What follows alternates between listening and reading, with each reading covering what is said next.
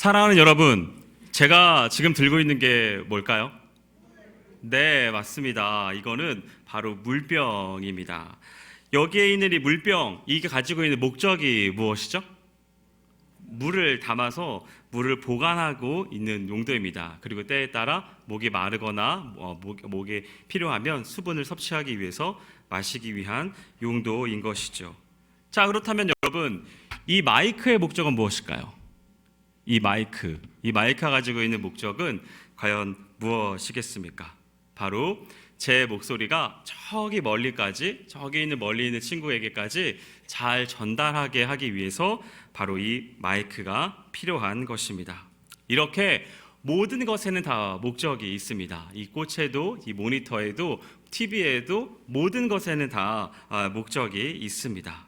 그렇다고 하면 모든 것에 목적이 있을 텐데 저와 여러분에게도 목적이 있겠죠. 저와 여러분이 이 땅에 태어나고 만들어진 목적이 분명히 있을 것입니다. 그렇다고 하면 우리의 목적을 확인하려면 어떻게 해야 할까요? 우리를 만드신 분에게 그것을 물어봐야 할 것입니다. 우리를 만드신 분께서 우리를 도대체 왜 만드셨는지를 여쭤보아야 한다는 거죠. 잘 알고 있듯이 저와 여러분을 만드신 분은 누구죠? 맞습니다. 하나님이십니다. 하나님이 우리를 만드셨기 때문에 우리를 만드신 목적이 무엇인지를 알려면 하나님에게 물어봐야 합니다. 그렇다고 하면 어떻게 물어볼 수 있냐면 바로 이 성경책에 기록이 되어져 있습니다. 우리를 만드신 목적이 무엇인지를 알려면 이 성경책을 확인하면 되는데요. 그래서 저는 우리를 만드신 목적, 하나님께서 우리에게 원하시는 것이 무엇인지를 잘 알기 위하여 이 성경 본문에 나와져 있는 것들을 한번 찾아보려고 합니다. 탐정 놀이를 하려고 하는데요. 성경에 있는 본문에서 찾기 놀이를 하시면 됩니다. 먼저 살피고자 하는 본문이 있습니다. 바로 이사야서 43장 21절인데요. 화면에 준비가 됐을까요? 네. 아니면 우리가 이사야서 43장 21절 말씀을 우리가 함께 찾아보기를 원합니다. 자, 담임 목사님께서 정확히 말씀하셨습니다. 10분이라고요. 네, 이렇게 시간 잡아먹으면 안 됩니다. 어머님들 제발 도와주세요. 네, 본문이 지금 화면에도 안 나오고 제가 지금 땀이 나기 시작했습니다. 자, 이사야서 43장 21절 말씀 함께 읽어보도록 하겠습니다. 시작. 이 백성은 내가 나를 위하여 지었나니 나를 찬송하게 하려 함이라. 자, 누가 지었다고요? 바로 하나님이십니다. 하나님께서 우리를 지으셨다라고 하셨어요. 그렇다고 하면 누구를 위하여 지으셨다고 하셨습니까? 하나님을 위해서입니다. 하나님을 위해서 하나님께서 지으셨대요. 왜 지었냐라고 물어보고 있는데 거기에 답이 나와 있죠. 뭐라고 합니까? 하나님을 찬송하게 하려 합니다 라고 하셨습니다. 하나님께서 우리에게 원하시는 것이 무엇인지 드디어 드러났습니다. 우리는 알 수 있게 됐어요. 탐정놀이에 우리는 성공을 했습니다. 다 함께 그것을 한번 읽어보기를 원하는데요. 한번 따라하시기를 바랍니다. 하나님께서는 하나님을 예배하기를 원합니다. 맞습니다. 하나님께서는 하나님을 예배하기를 원하십니다. 이게 하나님께서 우리에게 원하시는 거예요. 그리고 아직 끝나지 않았습니다. 탐정놀이를 계속 하셔야 됩니다. 두 번째를 찾으셔야 됩니다. 오늘 본문에서 이와 관련된 게 한 가지가 더 있습니다. 오늘 읽었던 본문에 나와 있는데요. 5절 말씀을 함께 보도록 하겠습니다. 신명기 6장 5절 말씀입니다. 함께 한 목소리로 읽어보도록 할게요. 시작. 너는 마음을 다하고 뜻을 다하고 힘을 다하여 내 하나님 여호와를 사랑하라. 뭐 하라고요? 맞습니다. 하나님을 사랑하라고 하고 계십니다. 자, 이사야서 아까 43장 21절 말씀에 읽었던 거 그것과 함께 그리고 오늘 방금 읽었던 신명기 6장 5절 말씀을 섞으면 이렇게 정리할 수 있습니다. 다 같이 한번 따라해 보기를 원합니다. 하나님께서는 하나님을 사랑하고 예배하기를 원하십니다. 맞습니다. 하나님께서는 하나님을 사랑하고 예배하기를 원하십니다. 이게 하나님께서 원하시는 것이에요. 하나가 더 남았습니다. 여러분 힘내시기 바랍니다. 하나가 더 남았어요. 하나만 더 살펴보도록 하겠습니다. 6절과 7절 말씀입니다. 조금 긴데요. 우리 아이들이 잘 읽을 수 있도록 옆에서 큰 목소리로 함께 읽어주시면 감사하겠습니다. 6절과 7절을 읽습니다. 시작. 오늘 내가 내게 명하는 이 말씀을 너는 마음에 새기고 내 자녀에게 부지런히 가르치며 집에 앉았을 때에든지 길을 갈 때에든지 누워있을 때에든지 일어날 때에든지 이 말씀을 강론할 것이며. 자, 이 말씀에서는 누가 해야 되는지가 대해서 나오고 있습니다. 두 대상이 나오는데요. 찾을 수 있겠습니까? 누가 이것을 해야 되는지가 나오고 있는데 두 대상이 나옵니다. 그 누굴까요? 바로 여러분과 여러분의 자녀들입니다. 여러분과 여러분의 자녀가 이 일을 해야 한다라고 하는 것이죠. 앞에 이사야서 43장 21절 말씀과 신명기 6장 4절 그리고 마지막에 6절부터 7절까지를 종합해보면 그것을 다 섞으면 우리는 하나님께서 우리를 지으신 목적과 우리에게 원하시는 것이 무엇인지를 최종적으로 알 수 있습니다. 이것을 제가 여러분들에게 읽어드리도록 하겠습니다. 하나님께서는 온 가족이 함께 하나님을 사랑하고 예배하기를 원하십니다.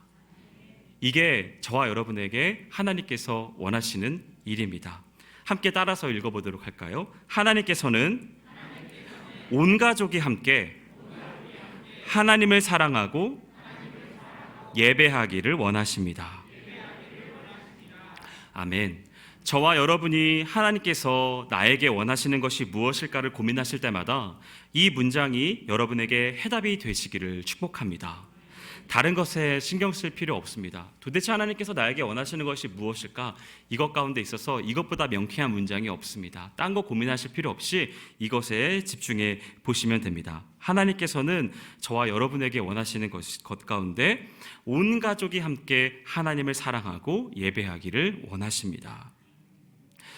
저 문장에 집중해 보시면 좋을 것 같습니다. 자, 여러분, 너무나 중요한 이 문장을 조금만 더 살펴보기를 원합니다. 너무나 중요한 이 문장 가운데 있어서 집중해 보고 싶은 부분이 한 가지가 있는데요. 그것은 바로 하나님을 사랑하라는 것입니다. 여기에 쓰인 이 사랑이라고 하는 단어는 히브리 말로 아하브라고 하는 단어입니다. 이 단어는 하나님과 사람 사이의 사랑, 이 사랑의 관계에서 쓰이고 있는데 오늘 본문에서도 그렇게 쓰이고 있었는데요. 거기서만 쓰이는 것이 아닙니다. 이 아하브라고 하는 단어는 하나님과 사람 사이의 관계에서의 사랑뿐만이 아니라 사람과 사람 사이의 관계 안에서의 사랑에서도 등장하는 단어가 이 아하브입니다. 즉, 우리가 특별한 상황이나 어떠한 특정한 대상에게 한정되어서 쓰여지는 사랑이 아니라는 것입니다. 평범하게 우리의 모든 일상 가운데 있어서 더불어서 쓸 수 있는 그러한 사랑이라고 하는 뜻이죠. 즉, 가족을 사랑하는 것처럼, 사랑하는 연인과의 그러한 관계처럼, 그러한 깊은 사귐의 만남처럼 하나님을 사랑하라라고 하는 뜻입니다. 매우 실제적입니다. 매우 현실적이죠. 그러한 느낌의 단어입니다. 하나님은 저와 여러분이 하나님과 이러한 관계 안에서 사랑하기를 원하시고 있는 거예요. 즉, 부모님을 사랑하는 것처럼, 형제를 사랑하는 것처럼, 친구와 연인 사이에 사랑하는 그 관계처럼 실제적이고 정말 친근한 그러한 사랑을 원하시는 게 바로 하나님께서 저와 여러분에게 원하시는 사랑의 모습이라는 거예요. 그런데요, 여기서 사랑하라고 하는 말에는 무언가가 덧대어져 있습니다. 5절 말씀인데요, 뭐라고 하냐면요, 마음을 다하고 뜻을 다하고 힘을 다하여 사랑하라 라고 하고 기록되어 있습니다.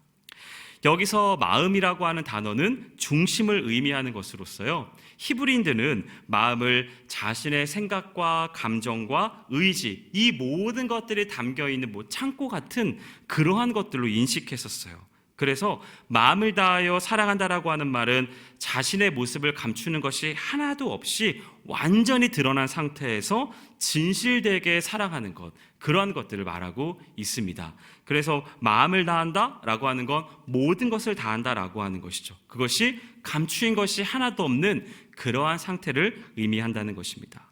그리고 뜻이라고 번역되어져 있는 이 말은 영혼을 말하고 있는 말입니다.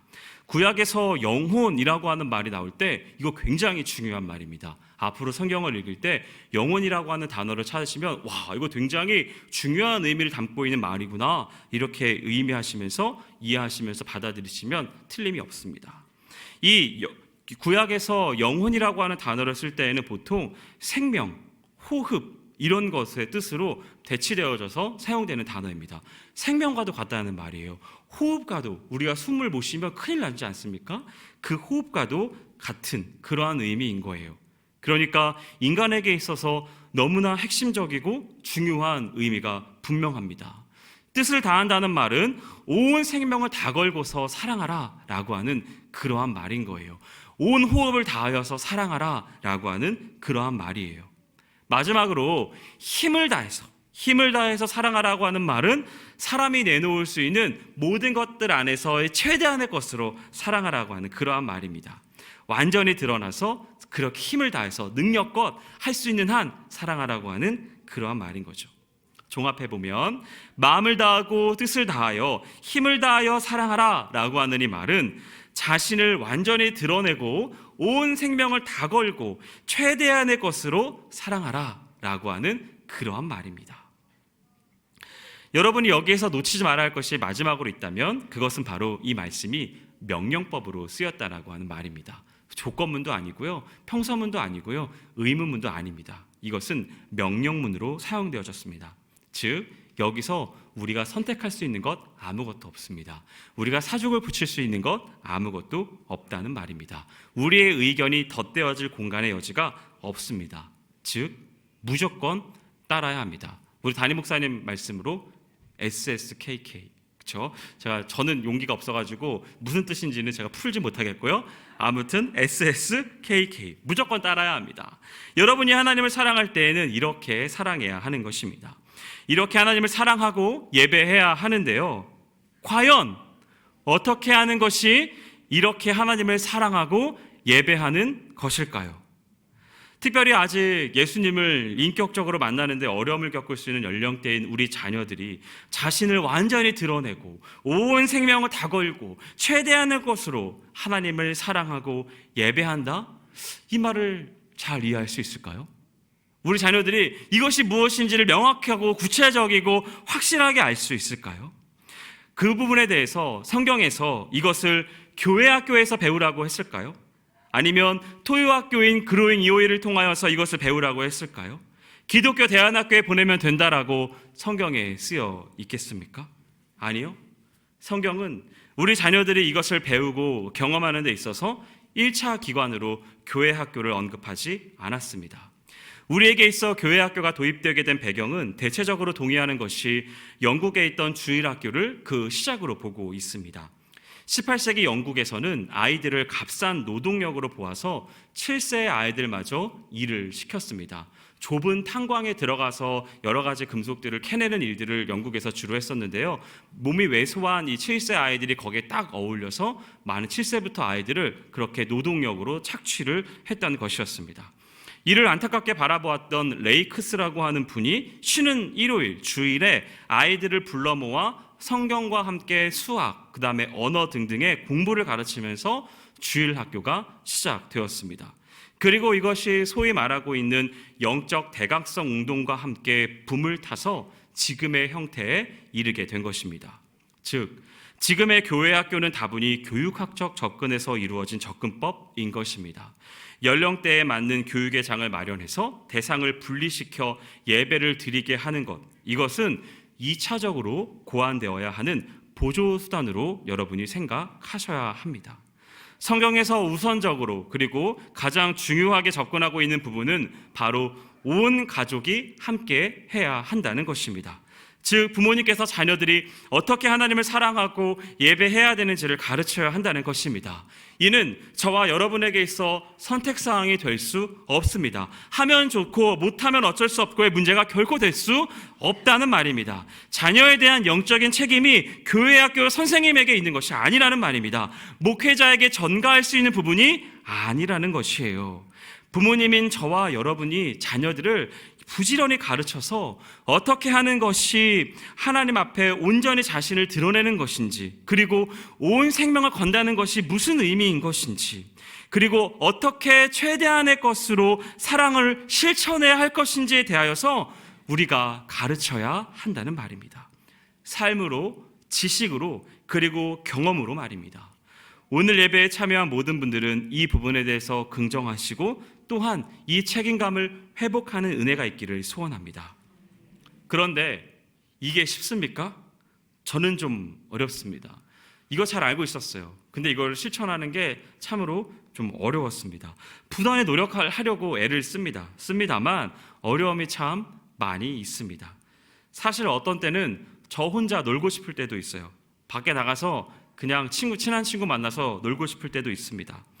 그리고 열심히 가르치려고 하는데 하기 싫어하는 아이들의 모습을 보면은 내버려두고 싶은 마음도 사실 들 때도 있어요. 말을 잘 듣지 않는 아이들을 보면 화가 치밀어 올라서 포기하고 싶을 때가 한두 번이 아닙니다. 그래서 참으로 어려운데요. 하나님께서는 이런 저와 여러분의 상황을 너무나 잘 아셔서 우리 가운데 놀라운 선물을 주셨습니다. 그것은 바로 이 예배입니다. 하나님은 우리에게 가족이라고 하는 공동체를 주셨는데요. 그것과 함께 교회라고 하는 또 다른 공동체를 저와 여러분에게 주셨습니다. 교회 공동체를 주신 이유는 혼자서 감당하기 어려운 것을 함께 감당하라고 주신 것입니다. 자녀를 부모님 혼자서 감당하기가 쉽지 않을 때 교회에서 함께 예배드리는 것을 통해서 격려하고 도전하라라고 하는 것이지요. 그래서 한 달에 한 번 전세대 연합 예배를 드리는 것입니다. 자녀들이 부모님의 예배드리는 모습을 보고 배우고 또 옆에 어른들의 모습을 통해 배우도록 하는 것이에요. 이를 위해 조금은 시끄럽고 부산하더라도 우리가 함께 이것들을 한 달에 한 번 감당하려고 하는 것입니다. 근데 왜 이렇게 조용하죠? 사랑하는 여러분, 하나님께서는 우리에게 원하는 것이 있습니다. 무엇이라고 했죠? 하나님께서는 온 가족이 함께 하나님을 사랑하고 예배하기를 원하십니다. 이를 위해 우리 부모님들은 자녀에게 하나님을 사랑하고 예배하는 방법을 가르쳐야 합니다. 그 첫 번째 방법이 오늘처럼 함께 예배 드리는 것입니다. 바라기는 오늘 예배에 참여한 모든 가족들은 이 명령에 대해 순종함으로 반응하여 하나님이 기뻐하시는 가정이 되시기를 주님의 이름으로 축원드립니다. 기도하겠습니다. 사랑과 은혜가 많으신 하나님 아버지, 우리를 창조하여 주셔서 감사를 드립니다. 하나님께서는 온 가족이 함께 하나님을 사랑하고 예배하기를 원하심을 깨닫게 하시니 감사를 드립니다. 이를 위해 우리 부모님들이 자녀에게 하나님을 사랑하고 예배하는 방법을 가르치게 하여 주옵소서. 그 첫 번째 방법이 오늘 함께 예배드리는 것임을 잊지 않게 하셔서 오늘 모든 이 명령에 순종함으로 반응하는 귀한 가정이 될 수 있도록 축복하여 주시옵소서. 감사드리며 예수님의 이름으로 기도드렸습니다.